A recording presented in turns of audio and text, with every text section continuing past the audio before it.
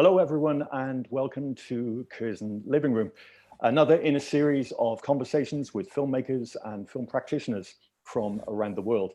As is always the case, we want to make this event as interactive as possible. So if you do have a question, go to the video post, whether you're watching this via YouTube, via Twitter or Facebook, send in the question to me, but please presage your question with hashtag Curzon Living Room, and also tell us where you're writing from. I'm delighted for this session to welcome the director of The Perfect Candidate, Haifaa Al Mansour. Hello, Haifaa. Hi, Ian. Thank you so much for having me, guys. Thank you. And your living room at the moment, I believe, is in California. Yeah, that's correct. We're in LA. Sunny LA, but we can't go out.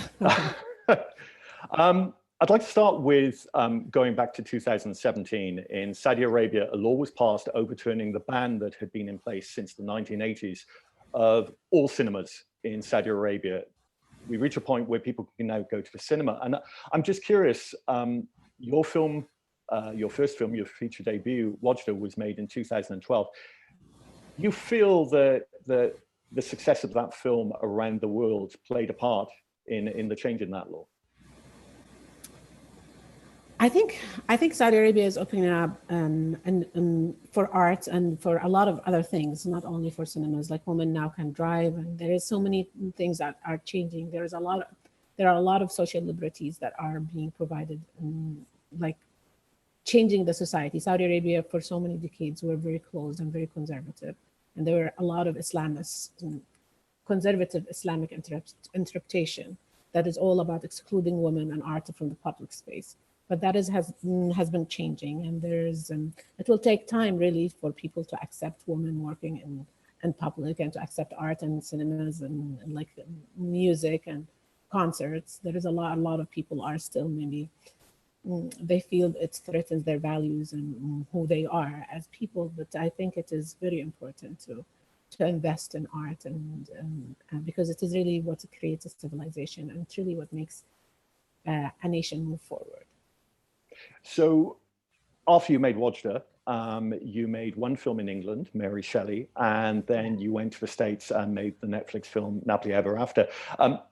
Again, coming back to this change in the law, was that a moment when did it partly inspire you to think about going back and making another film in Saudi Arabia, or had you already been planning that anyway?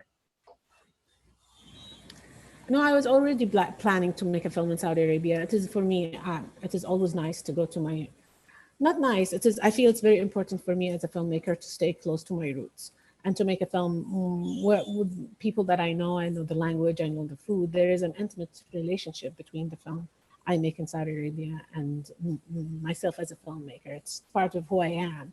Like I go and most of the characters are based on my family and people that I know firsthand. So I felt as a filmmaker, I always needed to be between the two worlds. But I feel I was very fortunate to work in the UK and to work in Hollywood. I think it is an amazing moment now for female filmmakers to make a stand, and people are really looking for female voices and diverse voices. And I think I came exactly in the right moment in my career. I hope my career benefits out of that. And it's amazing to work in the West. You people work really hard. I'm just curious about the inspiration for the film. You talked just then about the fact that you look at your own life in Saudi Arabia, and I was wondering, watching the film, it's so grounded in everyday reality. If it was partly inspired at all by any incident that you read about or any incident that you experienced, or was it a fiction that you conjured up yourself? Oh, it is very much based on my family. Like I come from a big family. We are 12 people, 12 siblings. I'm number 8. And my mom wanted to be the mother of doctors. I come from the solid middle class, like education is everything, right? So she ended up with 4 doctors in the family. And my last, like number 12 is like is a physician, and she is exactly like Mariam, like very organized and like, everything by the book. She always got A's. And number 11, though, my sister number 11 is a party girl. we were really happy that she just finished college. It was the best time in our lives. But they are really good friends together, and they are, and hence the relationship between Selma and Maryam. And my mom, when I grew up in Saudi Arabia, Saudi was very conservative, but my mom loved to sing. She comes from a family that will not let her to have to sing as a profession, but every time we go to our relatives and friends, she will come like a diva with all of her friends and carrying all the instruments, and she will start singing. And for me, like I was so embarrassed as a kid to witness that, but it taught me what defiance is, and taught me what it means to be true to your own values that are not shaped by someone else. And values should come from a very personal place. So that is, yeah, so it's all mixed about my mother and my sisters. I guess this leads into the first question I've just been sent in by Claude, who says the personal and the political are almost indivisible in this very powerful film. How much of a challenge was it to find the right balance between the personal and the political? It's always challenging to find the balance, especially when we work in a place like Saudi Arabia, where it is very conservative and you really want to make a story that people celebrate. So you don't want to offend people, and you always want to work on that space. But for me, I always try to find something meaningful for me as a filmmaker, a personal connection. And I think, and I see myself foremost as an entertainer. I want to make something that is like, of course, compelling and coming from a place that tells something about the place, whether it's politically or socially. But at the end of the day, I would love for people to watch my film and laugh and cry and enjoy the music and go into a journey. It is and I know with this film, it's hard. Sometimes it's awkward for Western people to laugh when there is a veiled woman, but they're supposed to laugh. It is about, it's a take on the absurdity of life in Saudi Arabia. So yeah, and I see myself as an entertainer. And if you come from that place, when you tell a story rather than preach to people, I think you could find that balance. You've also got that great history throughout cinema of your people who call themselves comedians or working in comedy, and it's quite amazing how subversive you can be if you're making people laugh. Absolutely. I've got a question from Owen Van Spall. His initial question is about whether it's based on a true story or not, but you've said it already, it's inspired by a lot of your family. But he adds that it would be interesting to hear if you were inspired by or you were in some ways looking at a specific individual female politician in Saudi Arabia, and what is the situation for women entering politics in Saudi Arabia? Mm-hmm. Well, of course, it is based on some statistics. Like a lot of women in Saudi Arabia, we have women in the Shura Council, which is our parliament, and we have some women in the municipality. But a lot of them are appointed either by their tribe or by an official. So I think it's still Arab women in general, not only in Saudi Arabia. Maybe Saudi Arabia is in a larger degree, that it is hard for the general public to really elect a woman, to believe in a woman in a leadership position. Still, it is not it is not there yet, and it is sad because it's a question even in the West. Here we see with a lot of female candidates like Hillary Clinton, Elizabeth Warren. A lot of them could not there is this still the sexism when it comes to women, and a lot of misogyny when it comes to women in leadership. So, and I think it's the only way to change that is by really creating films like this and trying to reshape the narrative, and see, and it is hard. I think women in politics will not succeed overnight. We have to have this collective history, and we have to try. And failing is part of the journey. And but as women, we should show solidarity and support and cultivate sisterhood, and we will get there one day for sure. It's interesting what you say about collective history, because thinking about Abu Musa at the end of the film holding up his thumb saying, "I voted for you." It would be very easy to watch that film and expect it to play out along generational lines and say, well, yeah, it's the older generation. They don't understand. The new generation's coming along. Things will change. And I like the fact that your film engages much more. It shifts away from looking at individuals and their own prejudices and says, no, we need to look at the system here. And perhaps if the system changes gradually, the people will move with the system over time. Absolutely. And I think it is also, she was dedicated to her cause. She was dedicated to her work as a physician, and she wanted to treat him. And having that ownership in what you do and work really hard, regardless of what people see or expect from you, get you places. And that is what we should cultivate in the Arab world, the really new work ethics, whether we're physicians or simply like painters or plumbers. They have to have like that kind of ownership in what you do. Do it to the perfection, to the best of your ability. And I think things like this would change values and across the Middle East. And I think a lot of people talk about the Middle East and changes in politics and all that, but I think the missing link in the Middle East is really changing values, how people think, how people behave in every day. Yeah, you can say like a woman can drive in Saudi Arabia now, but how many men are allowing their daughters to drive? It is like not only like changing the laws, but it's changing people's hearts and minds. And people's hearts and minds are governed by religion, governed by tradition, by a lot of like deep-rooted beliefs that are not going to change overnight.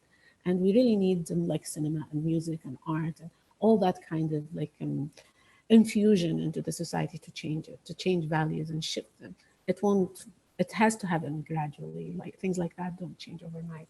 We need a renaissance.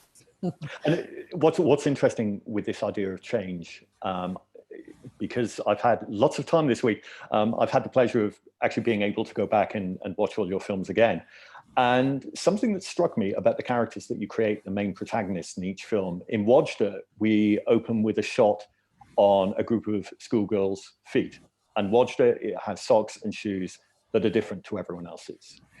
Mary Shelley opens with her lying by her mother's grave. And in that opening couple of minutes, you get a sense that she is very different to the society that exists around her. In Napoli Ever After, we've got the flashback with a young girl, before we see her later grown up, who decides to go against her mother's wishes and jump in the swimming pool, no matter what the cost of that is. And you open this film with the central character, Miriam, driving a car. It's really interesting that you always start your films with a character who is so strongly individualistic. Yes, definitely. I think if you don't have that spirit, it is not a story worth telling. But for me, also, the characters don't know that they are special. It is they take a journey to know who they are and really cultivate the fire from within. Like they know there is something, but I think it is almost, a lot of those films are self-discovery. It is really amazing when you follow something, a passion you have, and let it lead you.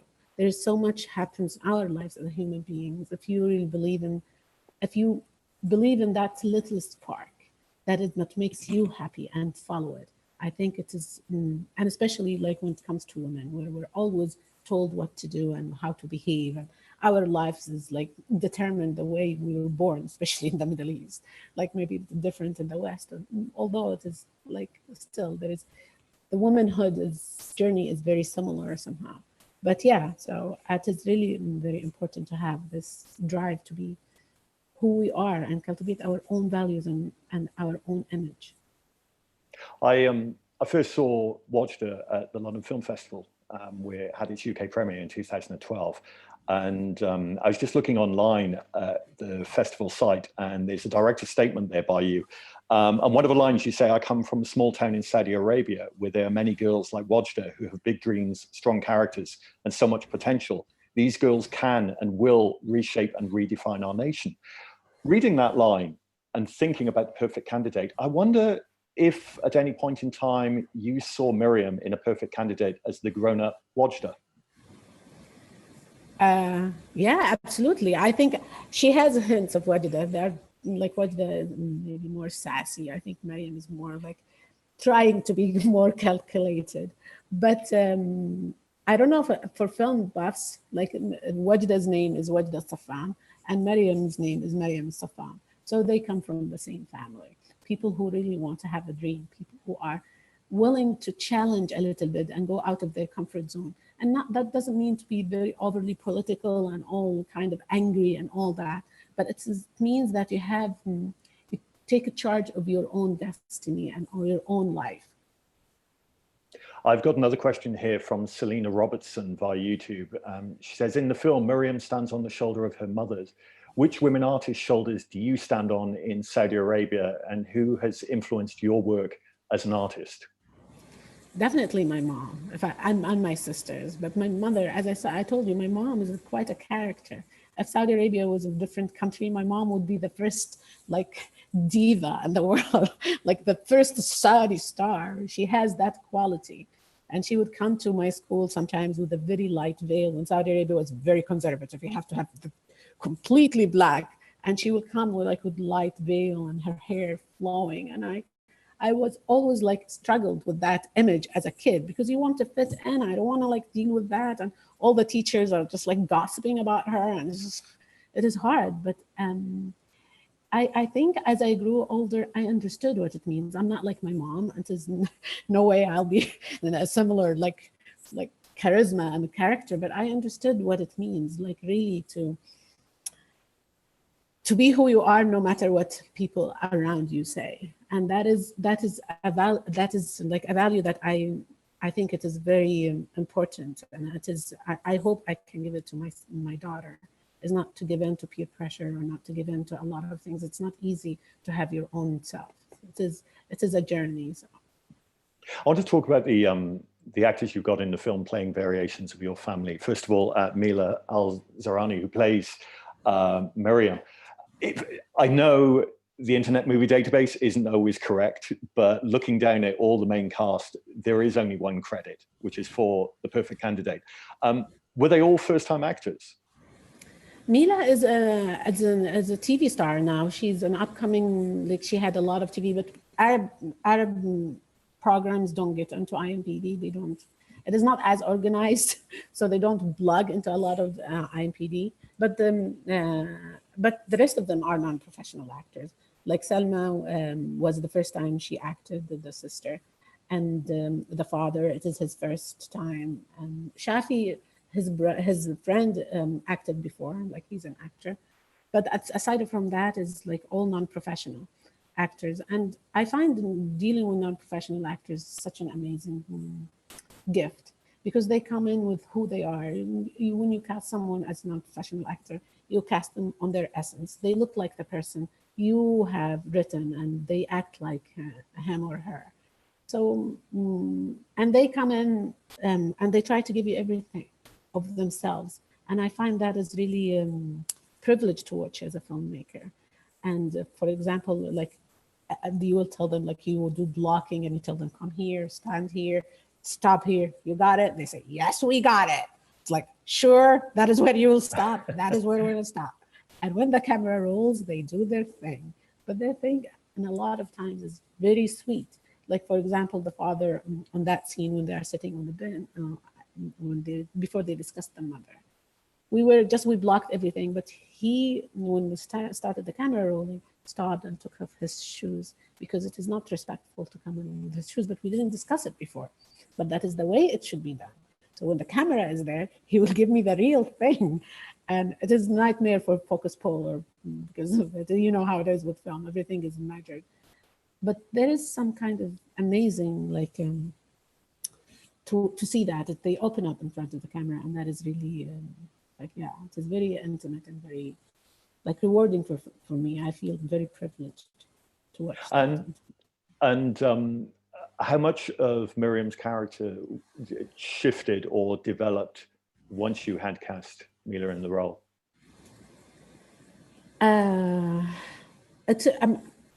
No, it didn't develop. Like, yeah, Mila brought in a lot of herself and all that, but the character was really like, we spent a really long time building the character and building the world. So I don't think what Mila did really is really to embody the character to the maximum, to really bring in its heart, which I find it's amazing, because she was also a professional actress. She's done before. So it took a lot of burden on me, like to tell her, like she would come with her own homework about the character and studying it and trying to bring it to the heart, and which is it was easier to deal with her than like, because other like actors needed a lot of attention because they've never acted.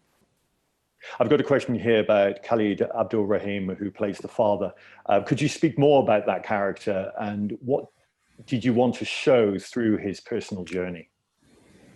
Well, yeah, I think a lot of times in the Middle Eastern films, we see the father as the macho, like they slap their daughters and control everything. It's hard, like, to see a different image of masculinity coming from the Middle East. We really, and it is not really true. Like, not all the men in the Middle East are mean, which is like, it is true to a certain degree. There is like a lot of sexism and a lot of misogyny in the society, but also there are a lot of men who are kind and soft-spoken, and they are not shy to show some emotions or cry in public. And we really need to celebrate those images and put them up front. My father was like that, very kind and very sweet and very supportive. And I think in celebrating that kind of masculinity, hopefully we change how men see themselves in the Middle East and see themselves in that kind of journey. And that is what we want. We want men to feel relaxed and not to have that pressure that really they need to fill in an image, even if it is problematic for them. Yeah.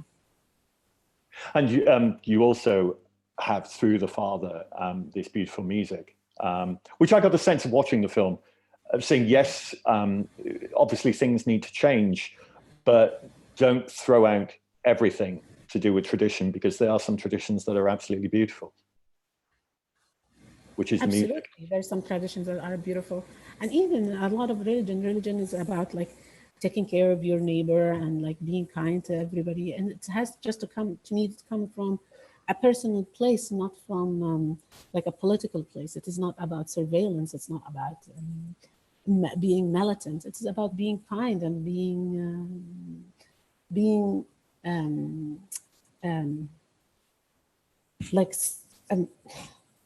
yeah, kind is the right word. But yeah, and Khalid was really hard to cast, because a lot of I wanted someone to play the instrument, so we can faking it would have been really difficult. A lot of actors don't play the instrument, and his age, and people who played an instrument his age gave up music and went to a corporate job really long. It is hard to find a musician who stuck with it, and especially musicians who did not break big, who cannot make money out of music. Because people don't respect musicians in a place like in the Middle East. Musicians are the lowest of the low. Sometimes even if they go to a supermarket, they will not serve them because they are sinful. They're doing something that is immoral and corrupting the society. And it is really amazing to see people who stuck with the music and stuck with art, even when Saudi Arabia became very conservative and very tight on them. And that is like, and the band, also the band who played is like that. It is people who are musicians, even when musicians weren't respected and they weren't allowed to have concerts. And I felt it is important to cast real people and to say their own journey somehow and to honor their own journey. It's also, it's wonderful to see them, because there's such a ragtag bunch of men traveling around. But then you have that lovely epiphany of the concert, where it's not just in the middle of a town square with 3 people sat there watching it. It's in a packed auditorium and the crowd are going crazy. And it's something like, even thinking back to your work with Max Richter on WADJDA, or your work with Amelia Warner on Mary Shelley, you seem to have a real innate love of music and integrating music in a much more organic way in your films. Absolutely. And even WADJDA has like the way that the Quran was read is also very musical and very, very, very capturing. And I think, yeah, I love music, and I think it is such an amazing part of making a film, to have that kind of like, and especially when it is authentic, when it comes from the place. We all grew up with the Beatles, and we know Western music very well. But I think it is important also like to bring a little bit different part of music. And this music is very local to Saudi Arabia. It's a music that I grew up listening to my mom singing. And it is part of my history as a young person in Saudi Arabia. So, and I hope people appreciate it. I try to like, we had like, it is a German-Saudi co-production. So I would have the German listen to the music, When we know German has a very specific taste when it comes to music, but at least they are Western.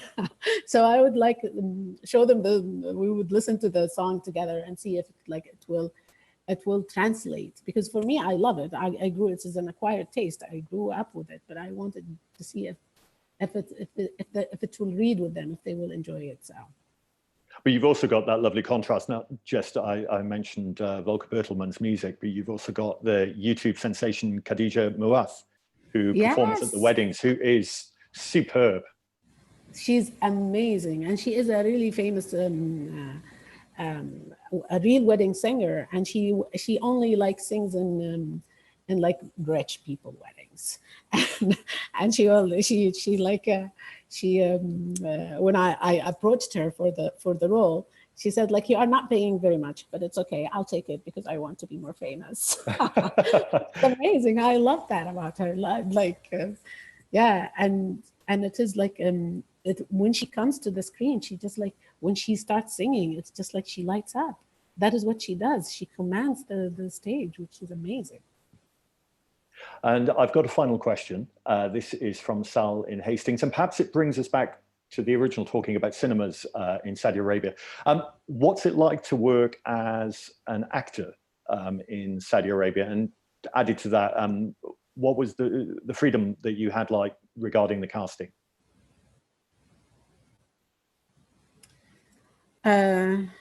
Yeah, I had all the freedom regarding casting, but we didn't have casting agents. I had the world and trying to pick up someone from the streets. It's really hard to find an actor in Saudi Arabia, especially female actors.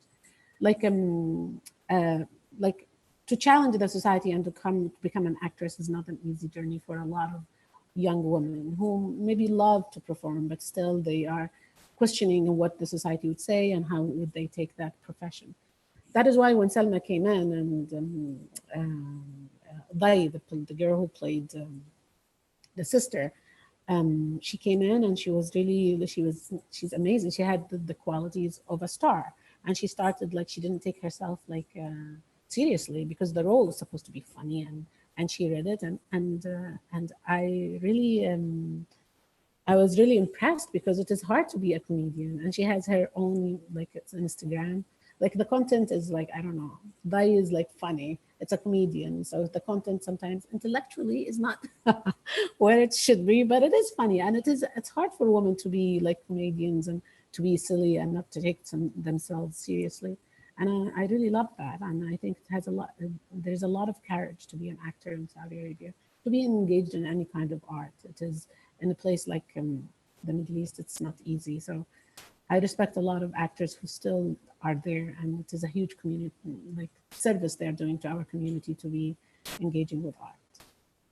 I'm afraid we're going to have to wrap it up there. But before we go, if you haven't seen either WADJDA or Mary Shelley, they are both available to stream now on Curzon Home Cinema. I strongly recommend the both, and WADJDA is quite an extraordinary piece of filmmaking. The Perfect Candidate is also now available to stream on Curzon Home Cinema. So do please tell people to watch the film. It really is a wonderful film. Thank you very much to Modern Films for organizing this event. Also, thank you to Curzon. But most of all, I would very much like to thank the director of The Perfect Candidate, Haifaa Al Mansour. Thank you so much and congratulations with the film. Oh, thank you. It has been very great talking to you. Take care of yourself. Thanks. Bye. Bye-bye. And just to let you know about the next event, Thursday, that is Vivarium, and I will be chatting on Thursday, the 9th of April, with the director of the film, Lorcan Finnegan. We will also hopefully have the two stars of the film, Imogen Poots and Jesse Eisenberg, joining us as well. So do tune in for that, 8:30 next Thursday on the 9th of April. Please take care of yourselves and see you next time. Bye-bye.